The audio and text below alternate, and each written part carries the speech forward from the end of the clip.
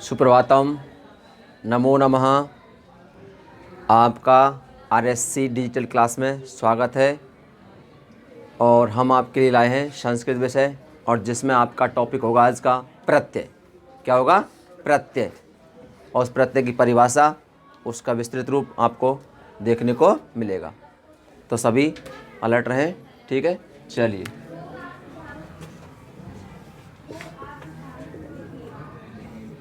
प्रत्यय विषय क्या है अपना? प्रत्यय। प्रत्यय को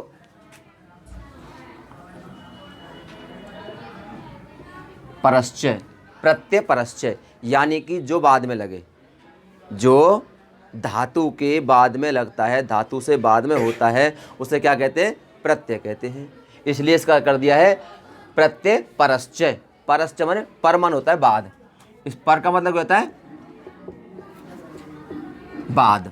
पर माने बाद, जिसका बाद में प्रयोग किया जाता है, जिसका बाद में प्रयोग किया जाता है उसे कहते हैं प्रत्यय। और इसी के तुलनात्मक अगर बात करते हैं तो एक आता है उपसर्ग। पूर्वश्चय उपसर्ग, जो पूर्व में लगता है। कहाँ लगता है? पूर्व में। जो धातु के पूर्व में लगाया जाता है उसे कहते हैं उपसर्ग, और जो धातु के बाद में जुड़ता है उसे कहते हैं प्रत्यय परश्चय। ठीक है, ये प्रत्यय का एक शाब्दिक अर्थ हुआ परश्चय। इसके लिए परिभाषा।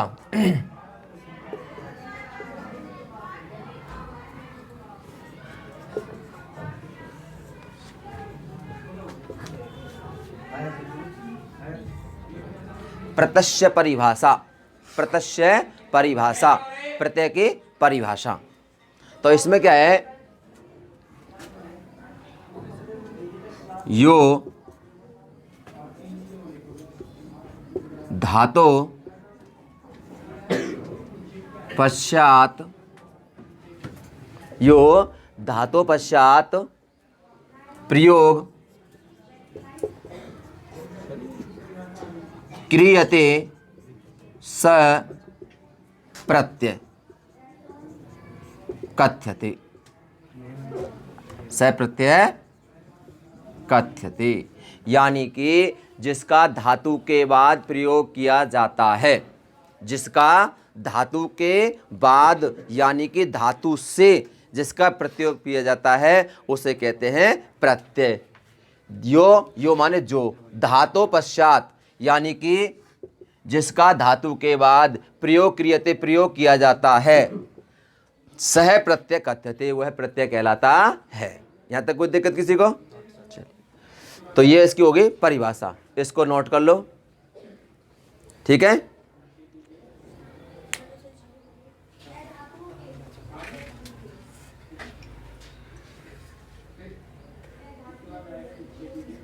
चलिए रफ करें।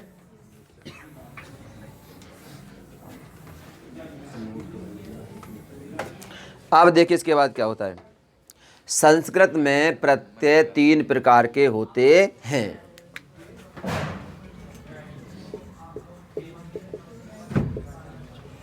संस्कृत भाषायाम प्रत्ययः त्रीणि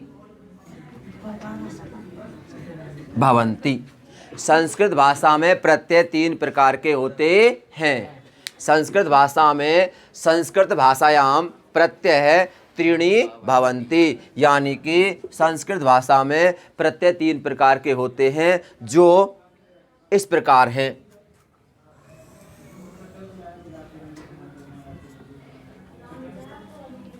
नंबर 1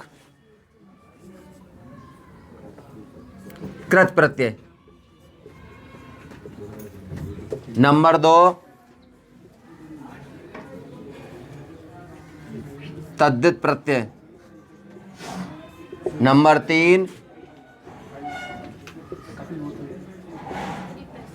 स्त्री प्रत्यय। समझ आया? संस्कृत में प्रत्यय 3 प्रकार के होते हैं, जो इस प्रकार हैं। कृत प्रत्यय, तद्धित प्रत्यय, स्त्री प्रत्यय। कृत प्रत्यय, तद्धित प्रत्यय, स्त्री प्रत्यय। अब बात इस बात की आती है कि हमें इनको कैसे पहचानना है कि किसके साथ कौन लगता है, अर्थात संज्ञा शब्द कहाँ लगेगा, धातु कहाँ लगेगा, पुल्लिंग शब्द कहाँ लगेगा। तो इनके लिए मैं आपको थोड़ा सा हिंट देता हूँ। जैसे देखो, इसमें जो होता है कृत प्रत्यय, ये हमेशा धातुओं से होता है। कृत प्रत्यय का प्रयोग हमेशा धातुओं से होता है। तो आप इसको कर सकते हैं धातु प्लस प्रत्यय, क्योंकि प्रत्यय कहाँ लगता है, बाद में। प्रत्यय कहाँ लगता है, बाद में। तो क्या होगा, धातु प्लस प्रत्यय, इसका तो यस होता है। इसी के साथ साथ अपन आते हैं तद्धित प्रत्यय। इधर क्या करेंगे, शब्द प्लस प्रत्यय, ठीक है जी। यानी कि ये तो लगता है धातु के साथ, और ये कहाँ लगता है, शब्दों के साथ। और ये जो अपना आता है स्त्री प्रत्यय, इसका नियम क्या है कि यह पुल्लिंग शब्दों के साथ, यह पुल्लिंग शब्दों के साथ जोड़ा जाता है, और ये जोड़ने के बाद उनको स्त्रीलिंग में परिवर्तन कर देता है। समझ रहे हो, जो ये अपना स्त्रीलिंग स्त्री प्रत्यय होता है, ये क्या करता है, पुल्लिंग शब्दों के साथ जोड़ करके शब्दों को स्त्रीलिंग में बदल देता है, अर्थात चेंज कर देता है, अर्थात परिवर्तन कर देता है। यहां तक कोई दिक्कत किसी को? जैसे एक एक उदाहरण आपको नॉर्मल देख लीजिए। जैसे मान के चलो हमने ले लिया पट धातु, क्या ले लिया, पट धातु, और इसमें जोड़ दिया हमने तुमुन प्रत्यय। क्या जोड़ दिया, तुमुन प्रत्यय। इधर ले लिया हमने कोई शब्द, मान लीजिए जैसे श्री शब्द ले लिया। क्या ले लिया, श्री शब्द प्लस मतुप,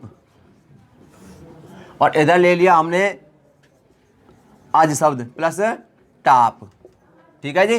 तो अब हम क्या करते हैं, इनमें से उ और ने का क्या हो जाएगा, लोप, उन का हो जाएगा लोप, यानी कि इसका हो जाएगा उन, ये जो है ना, ये और ये, इसका क्या हो जाएगा, लोप हो जाएगा। तो क्या बचेगा, पठ प्लस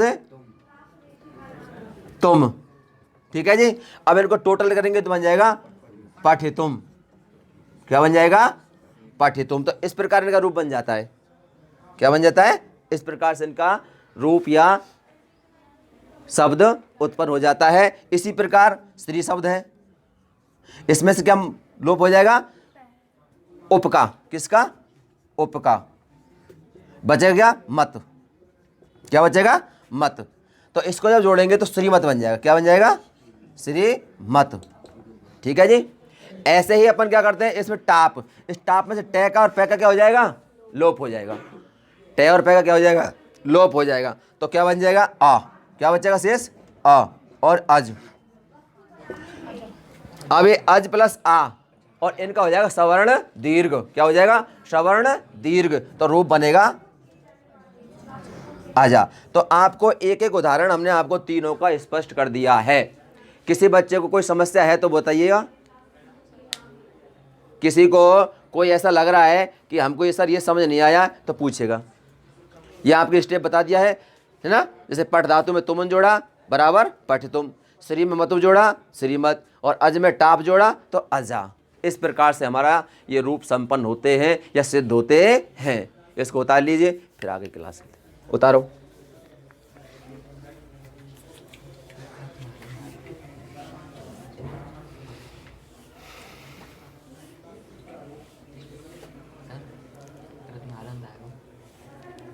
ठीक है, यहाँ तक हो गया।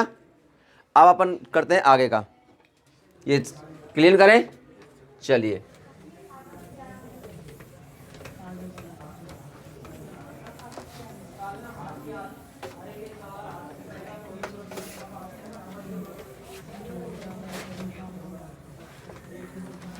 अब हम बात करते हैं प्रत्येक प्रत्यय की। जैसे पहले नंबर पर आता है अपना कृत प्रत्यय। क्या आता है, कृत प्रत्यय।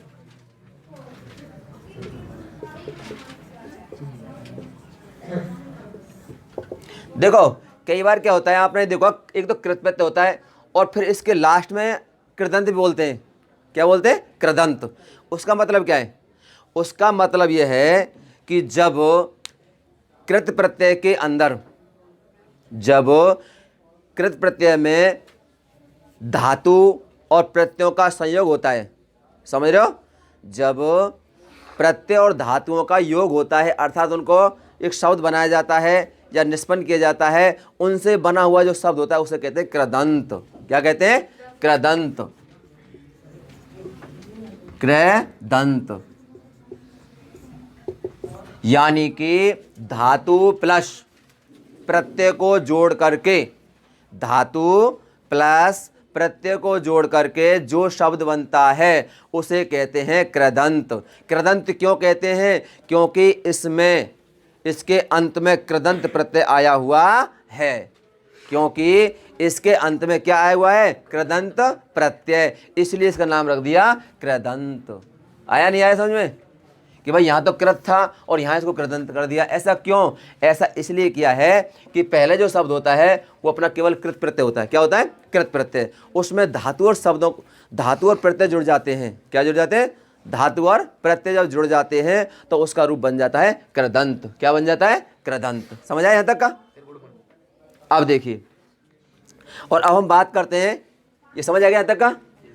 अब इस कृदंत में कुछ प्रत्यय अपने हैं जो कक्षा 10th में चल रहे हैं, अर्थात आपके जो पाठ्यक्रम में लगे हुए हैं। आज हम केवल उन्हीं के विषय में बात करेंगे।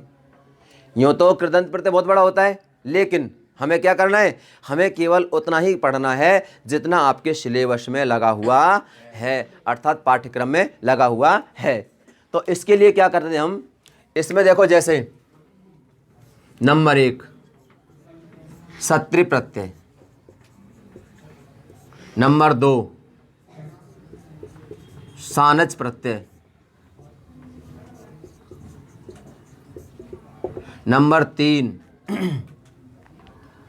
सत्री सानच तब्यत,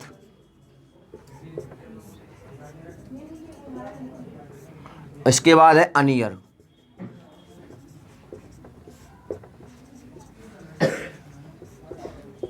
ये 4 प्रत्यय आपके 10th क्लास के सिलेबस में लगे हुए हैं, जो कि माध्यमिक शिक्षा बोर्ड द्वारा संशोधित किए गए हैं, अर्थात लगाए गए हैं। तो इसमें क्या है? 1 नंबर, 2 नंबर, 3 नंबर और 4 नंबर। ये 4 प्रत्यय क्या है? आपके सिलेबस में लगाए गए हैं और इन्हीं में से आपको एग्जाम में पूछा जाता है, इनसे बाहर नहीं आता है। इसलिए आप इन्हीं की तैयारी करें, ना कि अन्य की। ठीक है जी। अब इनमें से क्या होता है कि अब इनको यूज करने का तरीका क्या है? अब ऐसा तो नहीं कि हमने मान कर चलो पट धातु ले लिया या हंस धातु ले लिया और इसमें हमने जोड़ दिया सत्री प्रत्यय। ऐसा नहीं होता है। इसमें क्या है कि कुछ चीज़ें लिखने को तो ऐसा आएगा, प्रक्रिया तो यही चलेगी, लेकिन इन प्रत्ययों में कुछ अनायास शब्द होते हैं केवल उच्चारण के लिए। इन प्रत्ययों में क्या होता है? कुछ एक्स्ट्रा शब्द होते हैं जो केवल किस काम आते हैं? उच्चारण के लिए काम आते हैं। और जब इनका उपयोग करते हैं, प्रयोग करते हैं, तो उस वक्त उन अनावश्यक शब्दों को हटा देते हैं और तब इनका धातु के साथ प्रयोग किया जाता है। समझ आया? देखो कैसे।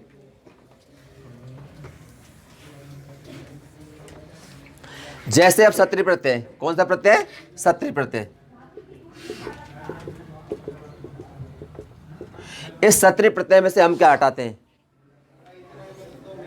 अगर हम बात करते हैं सत्री प्रत्यय की, तो सत्री प्रत्यय में से शेष क्या बचेगा? इसमें से बचेगा अत। क्या बचेगा? अत। सत्री का शेष क्या बचता है? अत बचता है, जिसमें से इस से का और इस री का क्या हो जाता है? लोप हो जाता है। ये दोनों क्या हो जाता है? लोप हो जाता है। समझ आ रही बात? से का और री का, से का और री का क्या हो जाएगा? लोप हो जाएगा। तो शेष क्या बचेगा? अत बचेगा। क्या बचेगा? अत। ऐसे ही, लेकिन इनका लोप होता है ना, वो डायरेक्ट नहीं होता है। इनके लोप के लिए क्या करना पड़ता है? पहले इनकी संज्ञा करनी पड़ती है और संज्ञा के बाद इनका लोप करना पड़ता है। ठीक है ना? जैसे ये पहला से है, ये वाला से है ना, इस से का लोप किससे होगा? एक सूत्र आता है लशक तद्युते, लशक तद्युते, वो सूत्र क्या करता है? इस से का लोप करता है। ठीक है ना। अब देखिए, तो इस प्रकार से क्या बचेगा? अत बच जाएगा। ठीक है ना। यहां क्या बचेगा? अत। अब है सानच। क्या है? सानच। सानच में भी शा, न और चय 3 शब्द हैं। इनमें से स का लोप होगा और चय का लोप होगा। किसका होगा? स का और चय का। तो यहां क्या बचेगा? आन, या कभी कभी क्या हो जाता है? मान। सान या मान, आन या मान। ठीक है, इस प्रकार से ये शेष बचता है। ऐसे ही तब्यत। क्या है? तब्यत। इस तब्यत में शेष क्या बचेगा? तब्य, क्योंकि इस तय का क्या हो जाएगा? लोप हो जाएगा। क्या हो जाएगा? लोप। तो यहां बचेगा तब्य। इसके बाद आता है अनियर। अनियर में से क्या लोप होगा? इस रह का लोप होगा, जो हलंत रह दिख रहा है ना। ये केवल जो भी है, ये केवल उच्चारण के लिए ही होते हैं। इनमें से अधिकांशतः जो अपशिष्ट पदार्थ होता है, अपशिष्ट शब्द होते हैं, उनका लोप हो जाता है और शेष बचता है अनीय। तो इस प्रकार से हमारे ये 4 प्रत्यय हुए। क्या हुए? 4 प्रत्यय। इन 4 प्रत्ययों का ही हम आगे प्रयोग करेंगे, वर्णन करेंगे और आपको लर्न कराएंगे। ठीक है जी। तो अब देखिए, इनको एक बार आप नोट कर सकते हो, जिससे कि आपको समझ आ जाएगा कि किसका क्या बचता है। ठीक है ना। तो अब देखिए, ठीक है, यहां तक हो गया। चलिए, नोट कर लिया। चलो,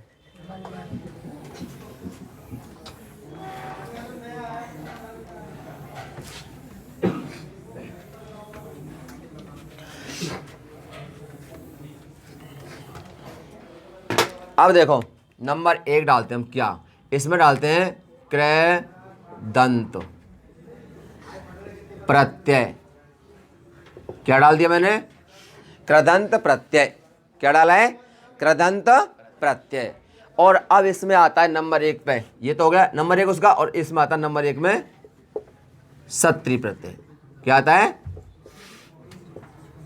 सत्री प्रत्यय। ठीक है जी। क्या आता है? सत्री प्रत्यय। अब इस सत्री प्रत्यय में क्या है, आपको मैंने पहले बता चुका हूं। इसका शेष क्या बता है? यहां लिखेंगे शेष अत, यहां लिखेंगे प्रयोग। क्या लिखेंगे? प्रयोग।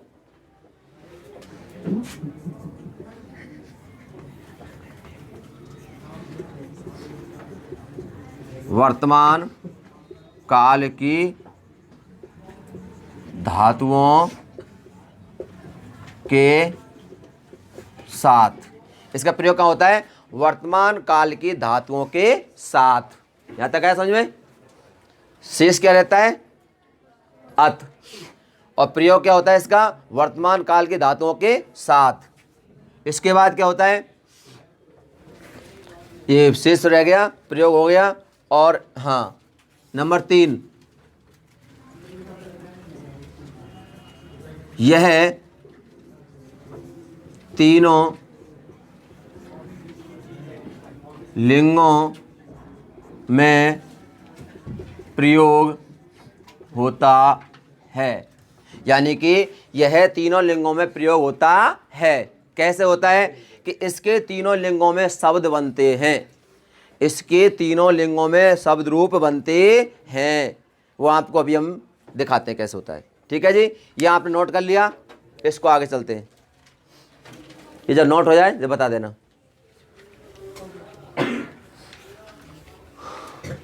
अब इसका करते हैं अपन वाक्य में प्रयोग। तो कैसे होता है देखो। क्लियर है तक का? चलिए, उतार लिया ना। चलो,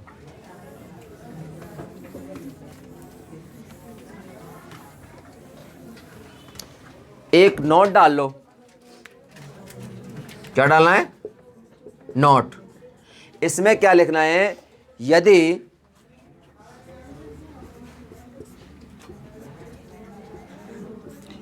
प्रथम पुरुष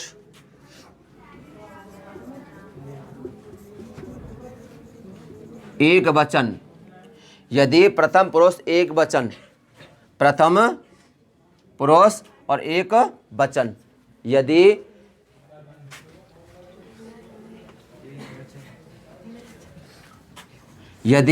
प्रथम पुरुष एक वचन, यदि प्रथम पुरुष एक वचन का कोई भी धातु हो और उसमें ती से पहले, उसमें ती से पहले ह्रस्व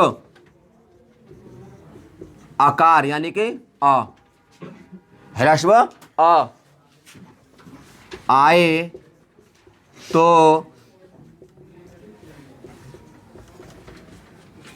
स्त्रीलिंग में नम हो जाता है, नम हो जाता है। और नम का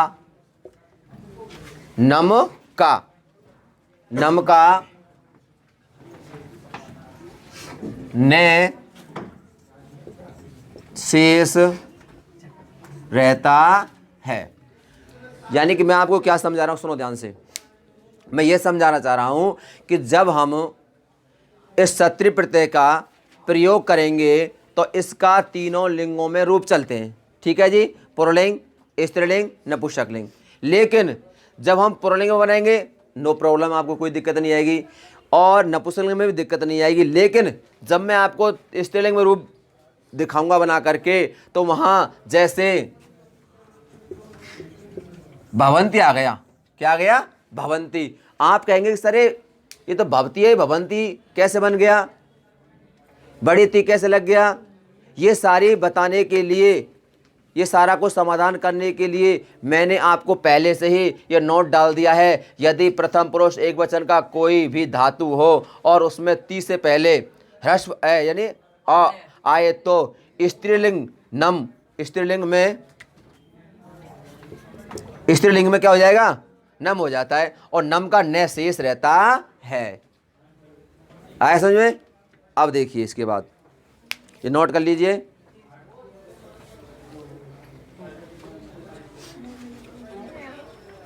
चले, चलिए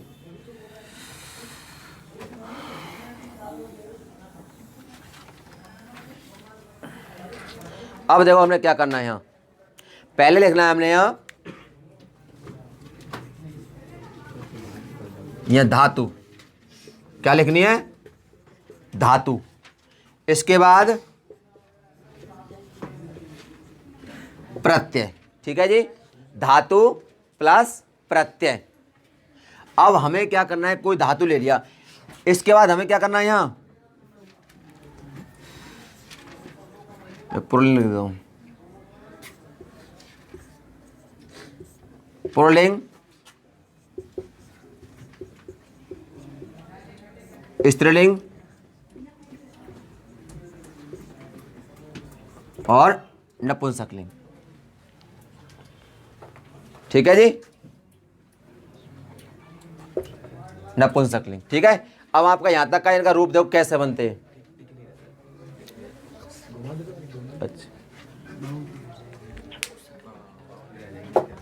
चलो मैं इसको थोड़ा सा उधर अपना उसमें आ नहीं रहा साहब, तो देखो दोबारा बताता हूँ। जैसे कि प्रत्यय इधर से यहाँ से लेता हूँ दोबारा से, धातु प्लस प्रत्यय, यहाँ पुल्लिंग,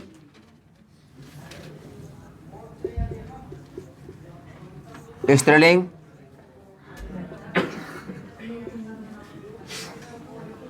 नपुंसक लिंग। ठीक है, अब देखो इनका प्रयोग कैसे होता है।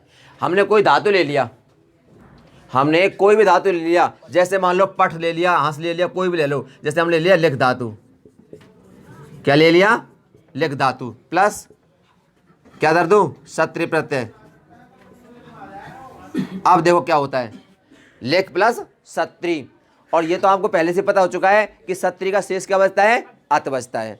तो अब क्या होगा, यहाँ था लिखत या लेखन, क्या आएगा, लेखन।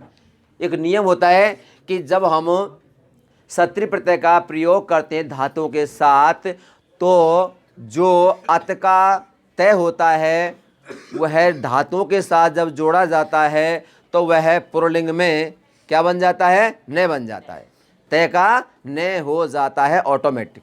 इसमें कोई ऐसा कुछ प्रावधान नहीं है। जैसे ही हमने सत्री प्रत्यय का प्रयोग लेख धातु के साथ किया तो पुल्लिंग में लेखन बन जाएगा, क्या बन जाएगा, लेखन बन जाएगा। स्त्रीलिंग में लेखंती बन जाएगा और यहां लिखत बन जाएगा। अब देखो वही वाली बात समझाना चाह रहा हूं आपको एक बार दोबारा से। क्या समझा रहा हूं मैं आपको कि स्त्रीलिंग में लिखंती कैसे बना। देखो जैसे मैं लिख दिया लिखती, क्या लिख दिया मैंने, लिखती लिख दिया। अब ध्यान रहे कि मैंने आपको एक ध्यान रखा, पहले बताया था कि अगर मान लीजिए कोई भी धातु है, कोई भी धातु हो सकती है, वो कैसी भी हो सकती है, तो उसमें क्या बताया था, मैंने ये बताया था कि ती से पहले, किससे पहले, ती से पहले क्या आ रहा है, यहाँ ख में क्या है, ह्रस्व अ, क्या आ रहा है, ह्रस्व अ। ती से पहले ख में स्थित क्या है, ह्रस्व अ। और ह्रस्व आने के कारण जब स्त्रीलिंग में रूप चलाएंगे तो लिखंती बन जाएगा। क्या बन जाएगा, जैसे हंस धातु प्लस सत्री प्रत्यय बराबर हसन, हसंती, हसत। आया समझ में, नहीं आया, क्लियर। जैसे पठ धातु सत्री प्रत्यय पठन, पठंती, पठत। समझ आ रहा है ना। जैसे द्रस धातु सत्री प्रत्यय, यहां थोड़ा सा आपको समझना पड़ेगा। द्रस धातु ये दृश्यन नहीं बनेगा, ये दृश्यन नहीं बनेगा, क्योंकि मैंने आपको पहले बताया था कि जैसे मैंने लिख आया द्रस धातु, इस द्रस धातु को, इस द्रस धातु को क्या आदेश होता है, पश्च आदेश हो जाएगा। क्या हो जाएगा, पश्च आदेश। और जब हम रूप चलाएंगे पश्च की, कैसे चलेंगे, पश्यति पश्यते पश्यन्ति, पश्यसि पश्यते पश्यते, पश्यामि पश्यावै पश्यामि, पश्यति पश्यतः पश्यन्ति, पश्यसि पश्यते पश्यते, पश्यामि पश्यावै पश्यामि। इसलिए अब रूप बनेगा द्रस प्लस सत्री बराबर पश्यन, पश्यन्ति और पश्यत। समझ आया नहीं आया अंतर, ऐसा क्यों हुआ, समझ रहे हो ना। जैसे मैंने ले लिया घिरा धातु प्लस सत्री प्रत्यय, क्या ले लिया, घिरा धातु, और घिरा में होता है सूंघना, लिख माने लिखना, हंस माने हंसना, पठ माने पढ़ना, और दृश्य माने देखना, और घिरा माने सूंघना। ठीक है ना। तो अब देखो ऐसे फिर मैं आपको यहां दिखाना चाहूंगा। अब यहां में ये नहीं बनेगा जैसे कि घ्राणन या घ्राणसति, ऐसा नहीं बनेगा। इसमें क्या होगा, घिरा धातु के हमारे घिरा, और इसको क्या आदेश हो जाएगा, जिघ्र। क्या हो जाएगा, जिघ्र आदेश हो जाएगा। क्या हो जाएगा, जिघ्र। और जब जिघ्र आदेश हो जाएगा तो यहां जिघ्रन, यहां जिघ्रति, जिघ्रंती, और यहां जिघ्रत, ऐसा रूप बन जाएगा। बना नहीं बना, इनको नोट कीजिए। समझ आया ना? तो इस प्रकार से एक ऐसी धातु दिखाते हैं हम जिसका क्या होगा, जिसमें नुम नहीं होगा। क्या नहीं होगा? नुम नहीं होगा। देखो जैसे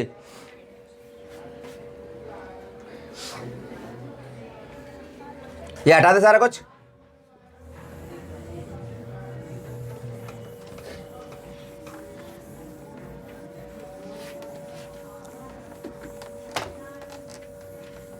देखो जैसे हमने लिख दिया, जैसे हमने लिख दिया स्ना धातु, स्ना बोले स्नान करना, तो इसमें सत्री प्रत्यय। अब इसका रूप बनेगा, देखो स्नाति, तो ये प्रथम पुरुष एक वचन का रूप है। किसका है? प्रथम पुरुष एक वचन का, स्नाति बना। तो अब स्नाति बना तो ती से पहले क्या है? ह्रस्व आ रहा है क्या? नहीं आ रहा ना? जब ह्रस्व नहीं आ रहा है तो समझ लीजिए कि यहाँ स्त्रीलिंग में कैसे रूप बनेंगे। देखो यहाँ बन जाएगा स्नान, क्या बनेगा? स्नान, स्नाति और स्नात। यहाँ क्या नहीं आया? नुम नहीं हुआ। क्यों नहीं हुआ नुम? क्योंकि यहाँ ती से पहले क्या नहीं है? ह्रस्व अ, ह्रस्व अ, और ह्रस्व अ नहीं होने के कारण ये रूप ज्यों का त्यों ही रहेगा। समझ रहे हो मेरी बात को? नहीं समझे? तो इस प्रकार से आपको ये समझना पड़ेगा। जैसे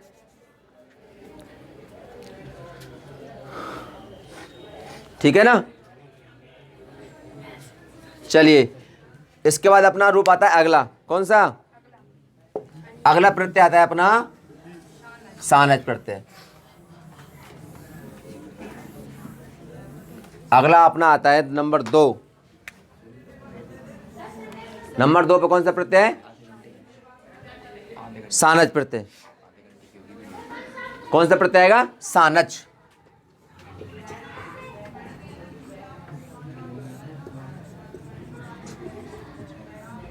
अब देखिए सानज प्रत्यय में, यह आपको पहले बता चुका हूं मैं, सानज प्रत्यय का प्रयोग भी वर्तमान काल की धातुओं के साथ किया जाता है, लेकिन फिर भी आप एक बार समझ लीजिए। और इसका शेष क्या बचता है? देखो यहां लिखना है आपको शेष। शेष क्या बचेगा? आन या मान। ठीक है? तो इसके बाद प्रयोग। प्रयोग में क्या होता है? वर्तमान काल की धातुओं के साथ, वर्तमान काल की धातुओं के साथ। प्रयोग क्या होगा इसका? वर्तमान काल की धातुओं के साथ। इसके बाद